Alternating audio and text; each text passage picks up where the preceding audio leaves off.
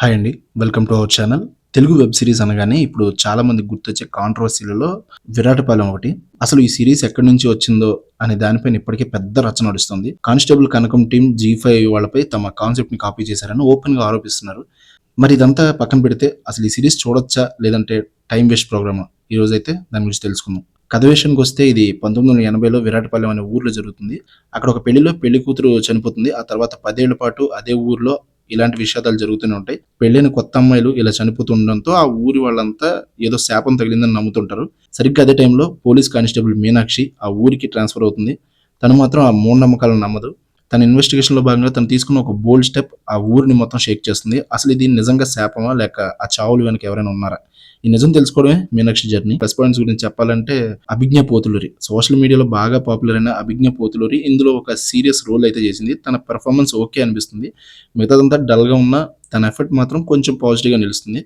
ఈ సీరీస్‌కి ఉన్న ఏకైక ప్లస్ పాయింట్ అంటే అది షార్ట్ రన్ టైమ్. కేవలం 7 ఎపిసోడ్‌లు. ఒక్కో ఎపిసోడ్ 25 నిమిషాల లోపే ఉంటుంది. సో, పెద్దగా సాగదీయకుండా త్వరగా అయిపోతుంది. చూసేవాళ్ళు ఈ విషయంలో మాత్రం హ్యాపీగా ఫీల్ అవుతారు. ఇంకా మైనస్ పాయింట్స్ విషయానికొస్తే ఇక్కడే అసలు కథ మొదలవుతుంది. ఈ సీరీస్ ఎందుకు చూడొద్దు అని చెప్పడానికి చాలా రీజన్స్ ఉన్నాయి. ఒక ఇంట్రెస్టింగ్ కాన్సెప్ట్‌తో స్టార్ట్ అయిన చివరికి అదొక మెస్ అయిపోతుంది. స్టోరీ టెల్లింగ్‌లో క్లారిటీ లేదు. టోన్ స్టార్టింగ్ నుంచి తేడాగా ఉంది. ప్రతి క్లైమాక్స్ దగ్గర వచ్చే ఫ్రీజ్ ఫ్రేమ్స్ సస్పెన్స్‌లా కాకుండా ఏదో టెక్నికల్ గ్లిచ్‌లా అనిపిస్తాయి. నరేషన్‌లో ఏమాత్రం డెప్త్ లేదు. టెన్షన్ లేదు. బిల్డప్ లేదు. ఎమోషనల్ కనెక్షన్ అస్సలు లేదు. ప్రతి ఎపిసోడ్ ఏదో ఫిల్లర్ లాగా అవే సీన్స్ రిపీట్ అవుతున్నట్లు డైలాగులు కూడా డల్‌గా ఉంటాయి. చిన్న ఎపిసోడ్స్ అయినా అవి కూడా చాలా లాగ్ అనిపిస్తాయి. ఎందుకంటే చాలా ఖాళీగా ఉంటాయి. అభిజ్ఞ తప్ప మిగతా క్యాస్ట్ అంతా చాలా స్టిఫ్‌గా డిస్కనెక్ట్ అయ్యి వాళ్ళ రోల్స్‌కి సూట్ అవ్వనట్లు అనిపిస్తుంది. వాళ్ళలో ఎలాంటి కన్విక్షన్ కానీ, క్యారెక్టర్‌లో డెప్త్ కానీ కనిపించదు. సురభి ప్రభావతికి కొంచెం స్కోప్ ఉన్నా వీక్ రైటింగ్ వల్ల ఆమె కూడా ఎలాంటి ఇంపాక్ట్ క్రియేట్ చేయలేకపోయింది. లావణ్య సహకారిణి గురించి చెప్పాలంటే తన క్యారెక్టర్ పెర్ఫార్మెన్స్ 2 ఫర్గెటబుల్ అండ్ అనవసరం. ఇంకా గ్రాఫిక్స్ ఒక పెద్ద డిసప్పాయింట్‌మెంట్. భయం లేదా ఆసక్తి కలిగించాల్సిన సీన్స్ పూర్ విజువల్స్ క్వాలిటీ వల్ల తెలియకుండానే నవ్వు తెప్పిస్తాయి.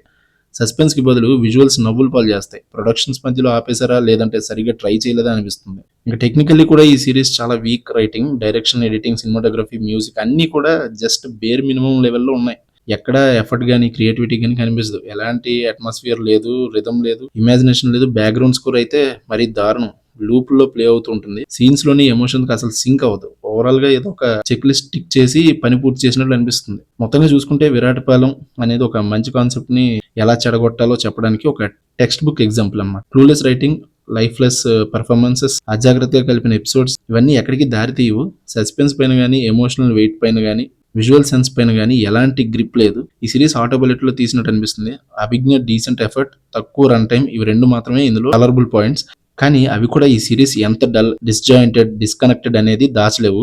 మీరు ఈ సీరీస్ చూడాలని అనుకుంటే మీకు మీరే ఒక ఫేవర్ చేసుకోండి. దీన్ని స్క్రోల్ చేసి పక్కన పడేయండి. మీ టైంకి విలువ ఇచ్చే వేరే ఏదైనా చూడండి. ఈ రివ్యూ మీకు నచ్చిందని అనుకుంటున్నాను. ఈ సీరీస్ చూసిన వాళ్ళు మీ అభిప్రాయాన్ని కింద కామెంట్స్‌లో చెప్పండి. మరిన్ని రివ్యూస్ కోసం మా ఛానెల్ అయితే సబ్స్క్రైబ్ చేసుకోవడం మాత్రం మర్చిపోకండి. మళ్ళీ కలుద్దాం. నమస్తే.